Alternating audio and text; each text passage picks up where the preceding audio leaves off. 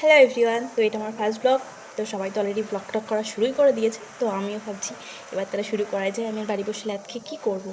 তো চলো আজকে ফার্স্ট ব্লগে এক জায়গায় যাবো আর কি, মায়ের দর্শন করতে। তো চলো সেটা তোমাদের সাথে শেয়ার করবো।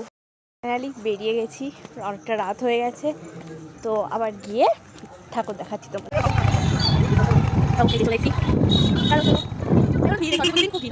হ্যাঁ, এখানে হয়তো আলো যাবে না, আমি এমনি দেখছি পুজো হয়তো ওখানে। চলো ফাইনালি মায়ের কাছে চলে এসেছি, চলো তোমাদেরকে মায়ের দর্শন করাই। এই যে মা, দেখো আর এদিকে মেলাও হয়নি, এদিকে আরো রয়েছে। তো